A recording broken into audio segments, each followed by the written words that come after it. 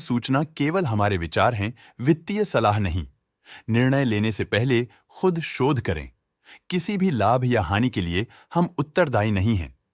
Lancer container lines ने अपनी नई शेयर होल्डिंग रिपोर्ट्स रिलीज की हैं, जो फाइनेंशियल ईयर के क्वार्टर और पहले हाफ को कवर करता है, जो जून 2024 के 30 तक चलता है। ये रिपोर्ट कंपनी के शेयर्स की डिटेल्ड जानकारी देता है, जिसमें promoters, promoter groups, foreign investors, public investors और सरकारी एंटिटीज शामिल हैं। प्रमोटर्स शेयर होल्डिंग 2024 के मार्च में 43.57% से 2024 के जून में 42.4% तक डिक्रीज हो गया। ये डिक्रीज दिखाता है कि इस टाइम पीरियड में कंपनी पे प्रमोटर्स का कंट्रोल कमजोर हुआ है।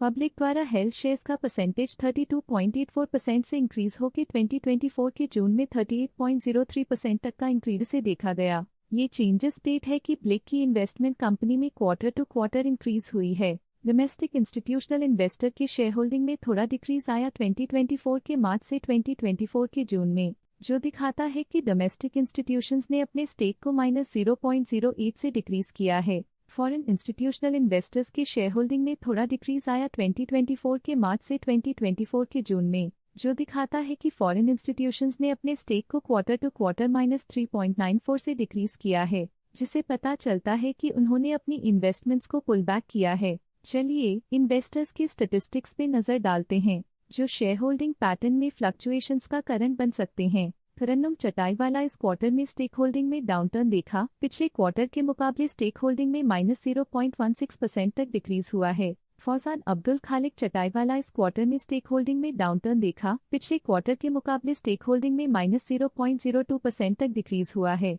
बदूर टेक्सटाइल्स एलएलसी इस क्वार्टर में स्टेक होल्डिंग में डाउनटर्न देखा। पिछले क्वार्टर के मुकाबले स्टेक होल्डिंग में -0.1% तक डिक्रीज हुआ है। अब्दुल खालिक अब्दुल कदर चटाईवाला के पास प्रीवियस क्वार्टर में बिल्कुल भी शेयर्स नहीं थे, लेकिन करंट क्वार्टर में वो 32.71% शेयर्स होल्ड करते हैं। अब्दुल खालिक चटाईवाला पिछले क्वार्टर में 33% शेयर्स होल्ड करते थे, लेकिन इस क्वार्टर में उन्होंने कंपनी से एग्जिट ले लिया है। मधुकर सेठ के पास पिछले क्वार्टर में 1% शेयर्स थे, लेकिन करंट क्वार्टर में उन्होंने कंपनी से एग्जिट ले लिया है। म्यूचुअल फंड स्लैश ने अपने हिस्से को पिछले क्वार्टर में 2.53% से डिक्रीज करके 2.46% पे ले आए हैं। ये कंसेक्यूटिव क्वार्टर्स में -0.07% स्टेक्स डिफरेंस दिखाता है। Quant mutual fund, quant active fund ने अपने हिस्से को पिछले क्वार्टर में 2.53% से डिक्रीज करके 2.46% पे ले आए हैं। ये कंसेक्यूटिव क्वार्टर्स में -0.07% स्टेक्स डिफरेंस दिखाता है। ऑल्टरनेट इन्वेस्टमेंट फंड्स ने अपने हिस्से को पिछले क्वार्टर में 0.26% से डिक्रीज करके 0.25% पे ले आए हैं।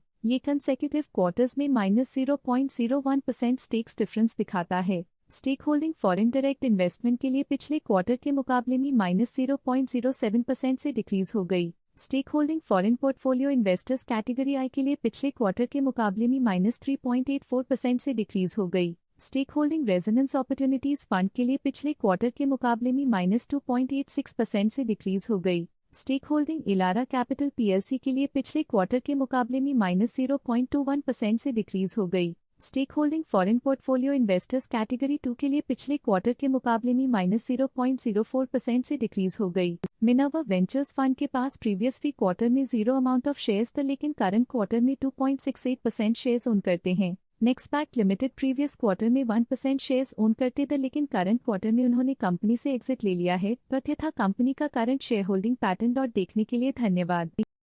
स्टॉक लेटेस्ट न्यूज अपडेट के लिए चैनल को सब्सक्राइब करें और वीडियो को लाइक एंड शेयर करें।